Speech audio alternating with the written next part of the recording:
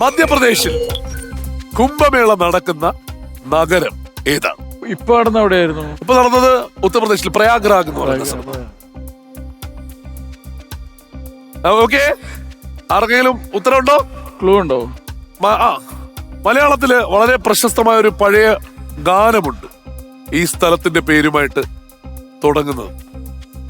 ഭയങ്കര ഫേമസ് പാട്ട്. അതിനകത്ത് വേറൊരു വളരെ പ്രശസ്തനായ കവിയുടെ പേര് പറയുന്നുണ്ട് ആ പാട്ടിൽ തന്നെ. കാളിദാസന്റെ പേര് പറയുന്നു. ഇതിൽ കൂടുതൽ ക്ലൂ എനിക്ക് തരാനില്ല. Okay, I start a count down. ആർക്കും ഇല്ലെങ്കിൽ 5, 4, 3, 2, 1. ഉജ്ജയിനിയിലെ ഗായിക.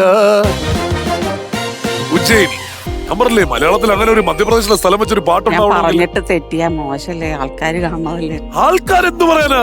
അവരെല്ലാം ഇവിടെ നിന്ന് സമ്മാനം വാങ്ങുന്നേ. പിന്നെ കുറച്ച് കൂടുതൽ ടഫ് ക്വസ്റ്റ്യൻ ആയിരുന്നു എന്ന് എനിക്ക് സംശയമുണ്ട്. പിന്നല്ലാതെ ഉറപ്പായിട്ടും. ഞാൻ പറഞ്ഞില്ലേ എത്ര, പക്ഷെ തന്ന ക്ലൂസ് വെച്ചിട്ട് കണ്ടുപിടിക്കാൻ. അതാണ് കാളിദാസൻ എന്നും കൂടി പറഞ്ഞ് ശില്പികൾ തീർത്ത കാളിദാസന്റെ കൽപ്രതിമയിൽ മാലയിട്ടു. ഒരു ചോദ്യമേ കഴിഞ്ഞിട്ടുള്ളൂ. ഇനി 2 ചോദ്യം ബാക്കിയുണ്ട്. 2 ചോദ്യവും ഒരു ടീം ശരിയാക്കിയാൽ ജയിക്കാം.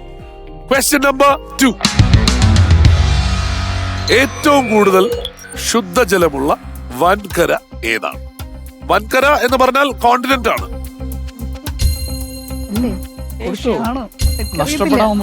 നമുക്ക് ആകെ 7 കോണ്ടിനെന്റേ ഉള്ളൂ. ഏറ്റവും കൂടുതൽ ശുദ്ധജലമുള്ള വൻകര അമ്മ ആലോചിച്ച് നോക്കൂ. ഏഷ്യ. വിനയ് പ്രസ് ചെയ്തു. ബസർ പ്രസ് ചെയ്താ.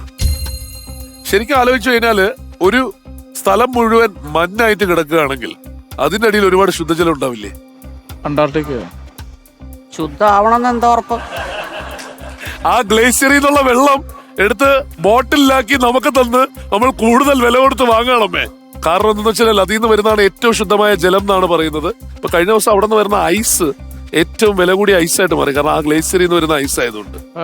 അതെ, അപ്പോ അന്റാർട്ടിക്കയാണ് ശരിയായ ഉത്തരം. പുതിയ വിവരം കിട്ടിയല്ലോ.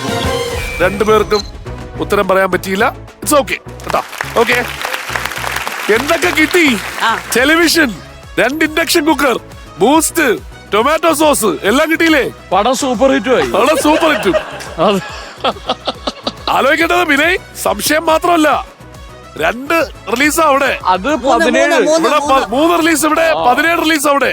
ലിജോ, ഈ സംശയം അല്ലാണ്ട് വേറെ ഏതെങ്കിലും പടം റിലീസ് ഉണ്ടോ? സംശയം മാത്രമേ, വേറെ സംശയമൊന്നുമില്ലല്ലോ. തമിഴ് ഇപ്പൊ ചെയ്യുന്നുണ്ടോ? തമിഴ് ചെയ്യുന്നില്ല, മലയാളമാണ്. ലിജോ ബാക്ക് ടു ബാക്ക് അല്ലേ? എല്ലാ വെള്ളിയാഴ്ചയും സിനിമ ഇറങ്ങിക്കൊണ്ടിരിക്കുക.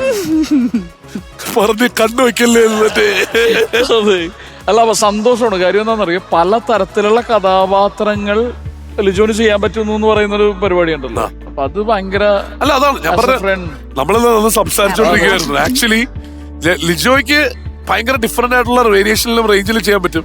പലപ്പോഴും തേടി വരുന്ന കഥാപാത്രങ്ങൾ ഭയങ്കര ഇന്റൻസും ഇതായിട്ടുള്ള ക്യാരക്ടറാണ്. അപ്പൊ പറഞ്ഞു സംശയം വരുന്നുണ്ട്, അതിൽ നിങ്ങൾക്ക് എന്നെ വേറെ രീതിയിൽ കാണാമെന്ന് അന്ന് നമ്മൾ സംസാരിക്കുമ്പോൾ പറഞ്ഞു. തീർച്ചയായിട്ടും ഈ ലിജോന് ഭയങ്കര ഇൻട്രസ്റ്റിംഗ് ആയിട്ടുള്ള ഒരു കോമഡി എന്ന് പറഞ്ഞൊരു സൈഡ് ഉണ്ട്. ഇപ്പൊ നമുക്ക് പലപ്പോഴും ഇപ്പൊ നമ്മൾക്ക് അത് ചെയ്യാൻ പറ്റുമോ ഇല്ലയോ എന്ന് നമ്മൾ തിരിച്ചറിയുന്നത് ഒരു സംവിധായകൻ നമുക്ക് അങ്ങനെ റോള് തരുമ്പോഴാണ്. അപ്പൊ സംശയത്തിന്റെ ഒരു പ്രത്യേകത, ലിജോ അത്തരം പരിപാടികൾ എക്സ്പ്ലോർ ചെയ്തിട്ടുണ്ടാവും.